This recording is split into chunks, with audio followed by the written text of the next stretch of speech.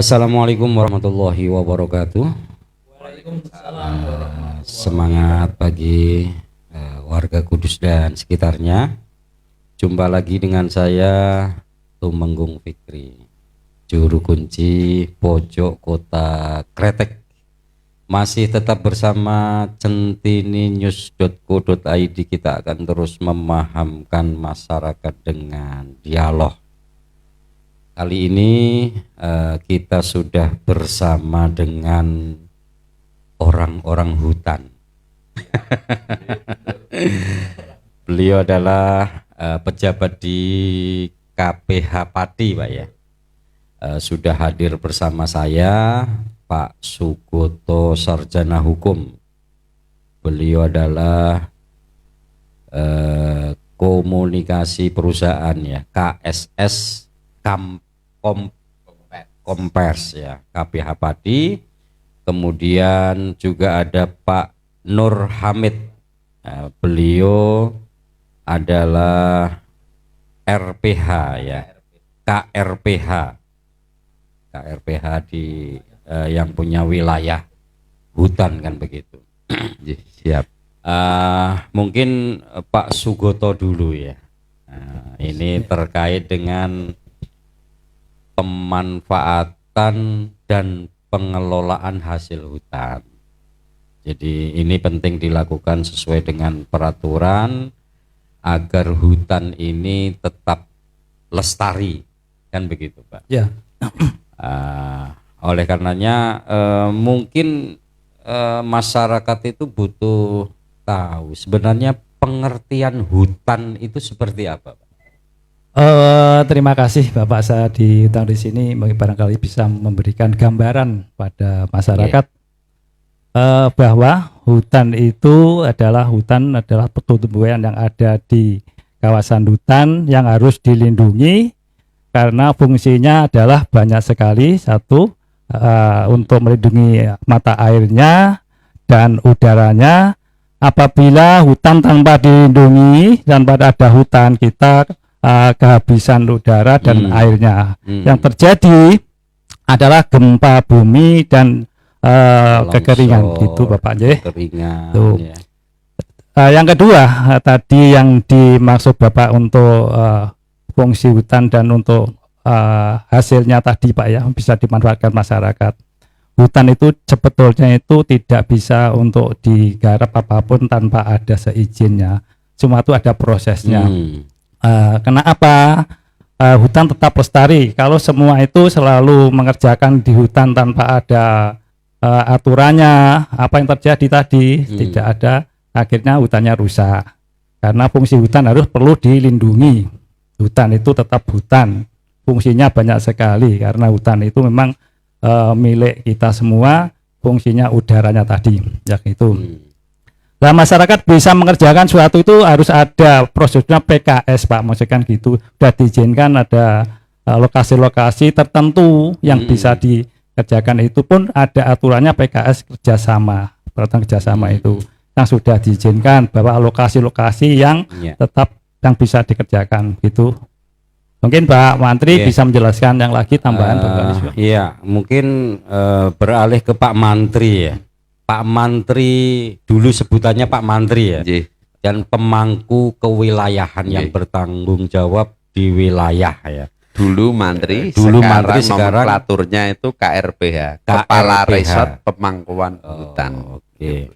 Jadi, tapi tetap bisa nyuntik Bapak. Pakai dom khusus.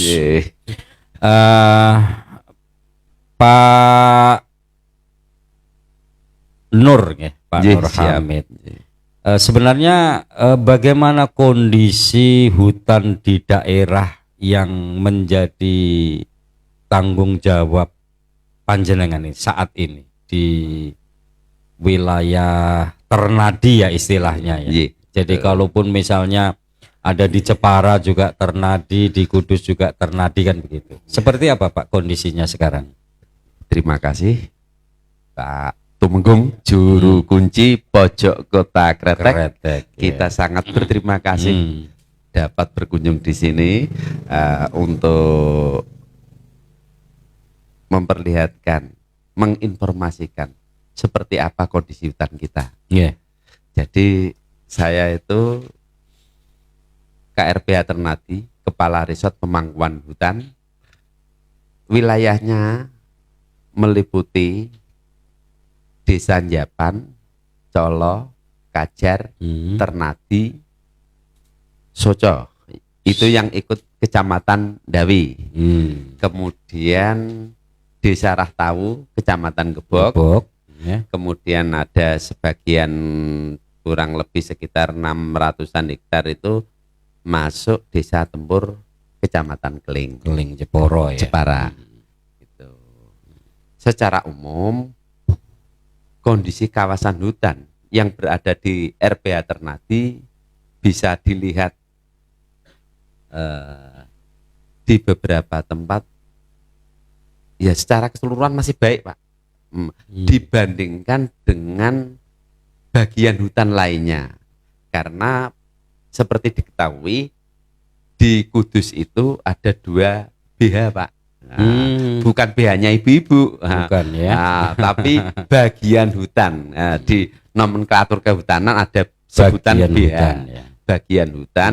Yang satu Muria, BH Muria, yang satu BH Pati Ayam. Jadi Gunung Muria itu BH-nya Pak Muria, Pati Ayam BH tersendiri. Jadi kalau di sini ada sebutan KBKPH, BKPH, Bagian Kesatuan Pemangkuan Hutan, yang kantornya di dekat Rendeng, Bapak itu.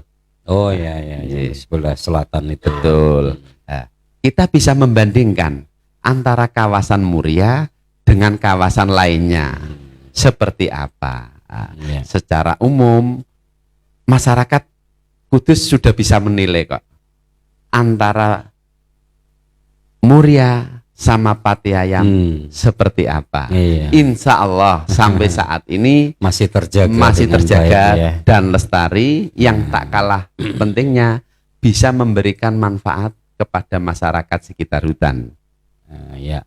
Jadi saat ini kan memang sedang digalakkan bahwa fungsi hutan itu tidak hanya untuk seperti yang dijelaskan oleh Pak Sukoto tadi ya. Artinya ada fungsi ekonomi juga, ada fungsi sosial, ada terkait dengan mungkin tujuan dan dasar pemanfaatan hutan. Artinya yang boleh dan yang tidak boleh itu seperti apa, Pak? Jadi gini Bapak, hutan itu berdasarkan fungsinya itu dibagi menjadi 3. Ya. Yang pertama hutan konservasi. Ini tidak boleh diulek-ulek, sama sekali tidak boleh diinovasi, tidak boleh. Kemudian hutan lindung, kemudian hutan produksi. Ulangi Pak, tadi hutan itu hutan lindung, hutan produksi terbatas, ya, dan hutan produksi. Gitu. Yang bisa dimanfaatkan oleh masyarakat yaitu hutan produksi terbatas, hutan lindung secara terbatas. Gitu. Jadi antara hutan produksi terbatas sama hutan lindung yang dimanfaatkan secara terbatas. Artinya pengertian terbatas itu seperti apa, Pak? Nah, jadi kawasan hutan lindung dapat dimanfaatkan tidak mengambil kayunya, Pak. Jadi tapi bisa dimanfaatkan secara ini, Pak, diambil non kayu. Jadi monggo dikerjakan, dimanfaatkan, tetapi selain kayunya. Itu meliputi bisa buah-buahan, tanaman pertanian, jasa lingkungan. Jasa lingkungan ini termasuk wisata, Pak. Jadi warna wisata itu termasuk pemanfaatan kawasan hutan melalui jasa lingkungan. Jadi artinya semua itu memang sudah ada garis dan aturannya begitu Pak ya. Sudah ada regulasinya. Sudah ada regulasinya. Iya. Jadi mungkin pihak ketiga yang mungkin ingin memanfaatkan potensi hutan itu betul-betul dibatasi secara ketat oleh regulasi. Betul. Karena Iya. jangan sampai hutan ini beralih fungsi kan Iya. begitu. Kalau misalnya kehadiran LMDH ini seperti apa Pak? Kalau boleh masyarakat tahu, artinya LMDH ini kan masing-masing ada ya sebagai Tiap desa. kepanjangan tangan KPH juga ya, atau bagaimana ini garis Ini koordinasinya? perlu kita penjelasan Bapak. Jadi yang perlu diketahui, LMDH, Lembaga Masyarakat Desa Hutan, itu bukan lembaganya perhutani, Oh ya. bukan kepanjangannya perhutani, tapi itu lembaganya desa. Oh. Namanya Lembaga Masyarakat Desa Hutan. SK-nya tidak dari Pak Mantri, apalagi Pak ADM. Nah, itu jadi kepala desa. Kepala desa. Masing-masing desa. Ya. Kalau misalkan LMDH desa A, nah, itu yang membuat, kemudian meng-SK-kan, mengukuhkan, itu masing-masing di desa ataupun kepala desa setempat. Ngaten Bapak. Kalau tugas dan fungsinya Pak?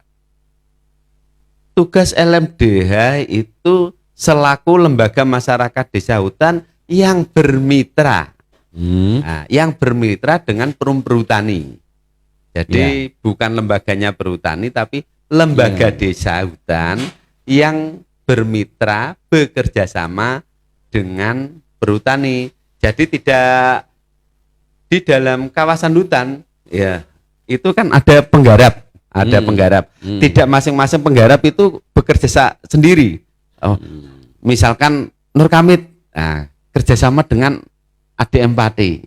Nah, Pak Sugoto kerjasama dengan ADM Pati. Kita misalkan petani hutan ya Pak ya. Nah, tapi itu diwadahi di dalam lembaga masyarakat desa hutan. Ngoten nggih Bapak ya. Yang mungkin yang bisa mengerjasamakan pemanfaatan hutan itu harus melalui LMDH begitu Pak? Oh iya, bisa tambahkan Pak ya.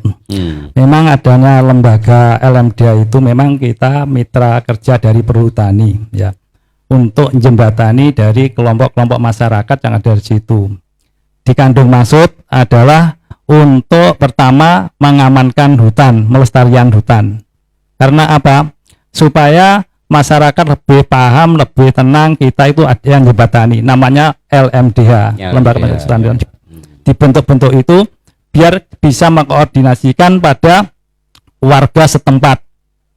Dan LMDH itu adalah binaan mitra perhutani, mungkin selalu koordinasi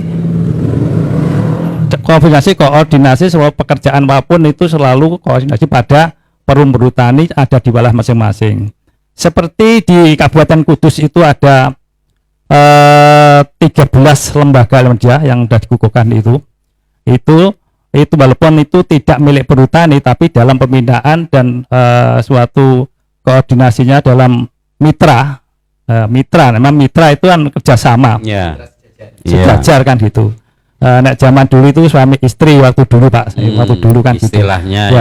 Istilahnya dulu itu. Nah, karena sekarang itu sudah alih fungsi dan alih permasalahan mengikuti perkembangan zaman, maka kita lembaga itu adalah sebagai penjembatani dari kelompok-kelompok masyarakat sekitar hutan itu. Nah, kelompok itu ya untuk bisa mengerjakan sesuatu yang ada di lahan itu kita tidak lepas dengan lembaga. Harus ada izin lembaga. Nah, lembaga itu bisa dapat izin kita satu ada PKS kerjasama dengan perum perhutani. Dia hanya mengomunikasikan, membimbing pada masyarakat di sekitar itu Pak. Ya itu dari saya sampaikan itu untuk lembaga. Iya, jadi intinya bahwa kehadiran LMDH sendiri itu tujuan utamanya adalah dibentuk oleh desa, di SK-kan desa dalam rangka Ya. membantu nggih. mungkin setidaknya melakukan deteksi dini ketika ada hal-hal yang berhubungan dengan hutan, kan begitu, termasuk punya fungsi juga sebagai lembaga masyarakat mengerjasamakan antara KPH Pati dan masyarakat tentunya. Setempat, tapi masyarakat tidak bisa secara sendiri melakukan kerjasama dengan perhutani tanpa LMDH, kan begitu. Betul, ya. Jadi ya tentu ya masyarakat Kudus khususnya yang secara spesifik ya kita tahulah bahwa di Ternadi juga dimanfaatkan untuk wisatanya, ya. Kemudian di Serni kita tahu juga dimanfaatkan. Kemudian terakhir yang di Pijar, di yang Kajar, baru itu ya Pak, Pijar yang baru benar-benarnya ini. Kalau teman-teman boleh mengatakan itu Pijar Park ini seperti bayi tabung ya. Iya. Artinya begitu lahir owek-owek langsung begitu viral. Kan begitu. Lah tentu kondisi ini kan memunculkan banyak pertanyaan. Karena mungkin fasilitas wisata yang ditampilkan oleh Pijar sendiri ini kan banyak ya. Artinya banyak permainan, banyak wahana, kemudian bahkan yang menjadi pertanyaan masyarakat itu ketika pengelola ini membebaskan tanah itu untuk mungkin rencana untuk restoran atau artinya meratakan tanah kemudian menebang kayu untuk bangunan. Ini kira-kira seperti apa Pak batasannya itu? Ya, terima kasih terkait Wana Wisata Pijar. Kebetulan itu di wilayah kami Pak. Perlu diketahui bahwa Pijar Park, kenapa ada Pijar Park? Pijar Park itu kawasan hutan yang dikelola Perum Perhutani yang kita kerjasamakan dengan lembaga desa, masyarakat desa hutan Wonomakmur Desa Kajar, Kecamatan Dawe, Kabupaten Kudus. Sebelum LMDH mengajukan permohonan, itu mereka sudah mengirimkan proposal. Kemudian proposal itu dipresentasikan di KPH Pati. Setelah dipresentasikan, kemudian ada pengukuran. Mana sih yang diperbolehkan untuk dikelola sebagai wana wisata? Yang di Pijar Park sekarang itu. Nah, jadi Pijar Park itu ada legal formalnya, yaitu PKS, perjanjian kerjasama, NKK, naskah kesepahaman kesepakatan gitu, antara Perum Perhutani KPH Pati dengan lembaga masyarakat desa hutan. Nah, ini kawasan hutan masuk di petak 52 RPH Ternadi, BKPH Muria Pati Ayam, KPH Pati. Dalam pengembangannya Bapak, itu mereka kan sudah punya master plan Pak. Dan itu dipaparkan saat sebelum PKS tanda tangan itu sudah ada batasan-batasan tertentu. Tapi setahu saya di sana tidak ada penebangan pohon Pak. Tidak ada gitu. Misalkan yang kemarin dulu ada itu Sono Keling. Nah, itu roboh, kita amankan Pak. Kita kirim semua ke KPH Pati. Ya. Jadi roboh tidak dirobohkan ya. Roboh Pak. Nah, kita karena mungkin usia roboh. ya. Iya, usia. gitu. Karena apa Bapak? Saya selaku yang di sana waktu itu tahu di sana kok ada pohon roboh. Nah, itu ada laporan dari LMDH, Pak, pohonnya roboh. Nah, saya ke sana, sudah roboh. Nah, terus itu kita amankan, semua dokumentasi ada Bapak. Jadi kayu tersebut tidak ada yang keluar. Jadi artinya masyarakat kan butuh butuh pemahaman. Jadi supaya tidak timbul spekulasi dan lain-lain. Karena mereka yang mungkin menanyakan juga ingin bahwa hutannya itu tetap lestari. Harus. Hutan harus lestari. Kemudian tadi nyambung, kenapa di situ ada kafe juga? Nah, karena seperti kita ketahui di banyak tempat wisata kebanyakan ada kafe. Karena itu ibarat sarana penunjang Bapak. Karena segmen pasar wisata kita kan tidak hanya masyarakat lokal. Nah, kalau masyarakat lokal kita sih cukuplah jajan di warung gitu. Tapi kita kan ada segmen menengah ke atas. Siapa tahu suatu saat ada turis, ada bule ke situ. Paling tidak kita menyediakan kafe yang representatif untuk wisatawan. Jadi itu harus memang disesuaikan. Betul. Dan itu memang sudah masuk dalam skema proposal yang diajukan tadi Bapak. Jadi bukannya dulu wilayah itu juga pernah dikerjasamakan dengan Takim Art ya dulu. Artinya wilayahnya malah lebih luas lagi. Artinya ketika Pijar ini kemudian dikerjasamakan dengan pihak lain di luar Takim, itu artinya berarti yang Pijar ini sudah dilepas oleh Pak Takim begitu Pak? Nah, ini perlu kita jelaskan.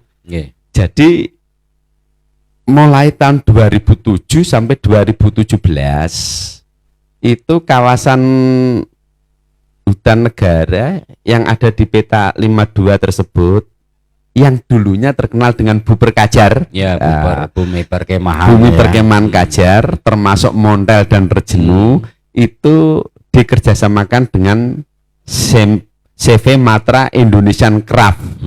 Dalam hal ini pemiliknya Pak Takim.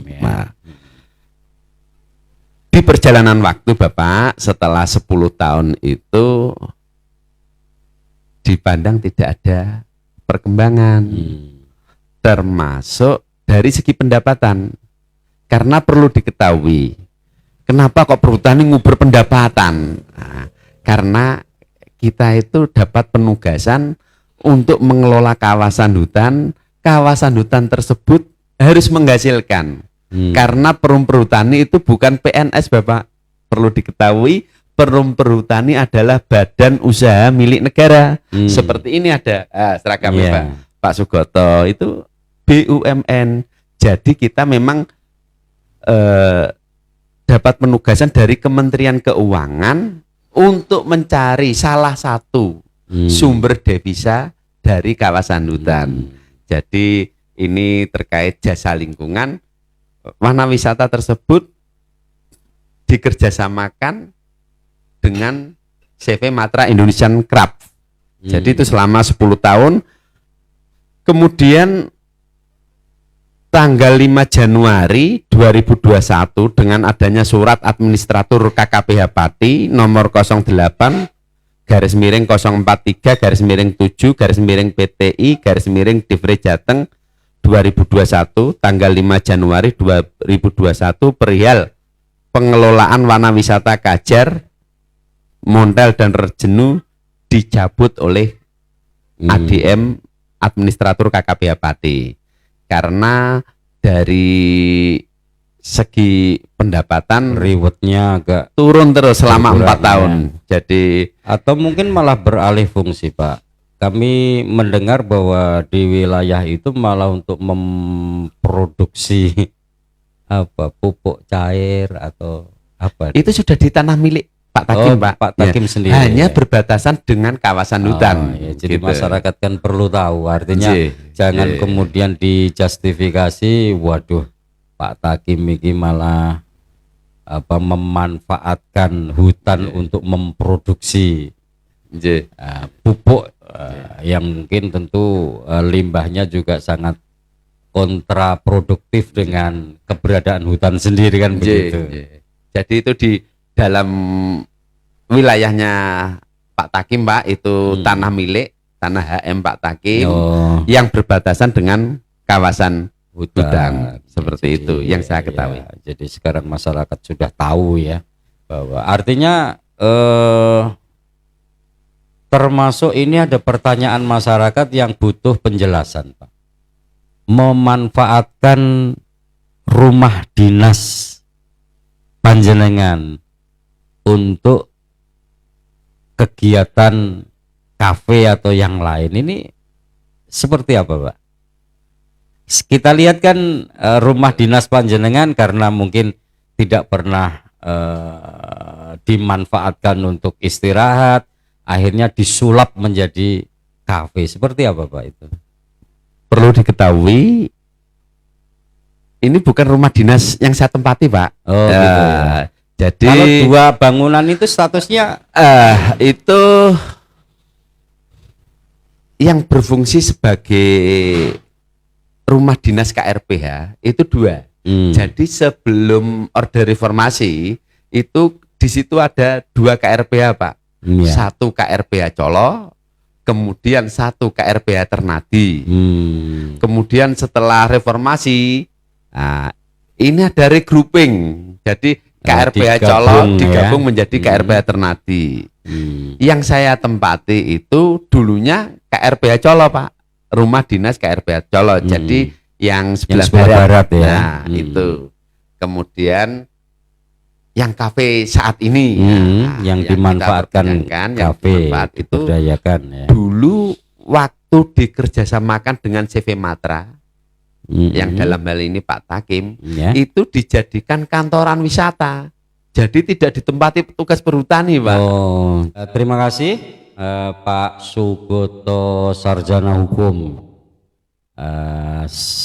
dengan Pak Nur Hamid yang sudah memberikan pemahaman kepada masyarakat terkait dengan hutan dan pemanfaatnya.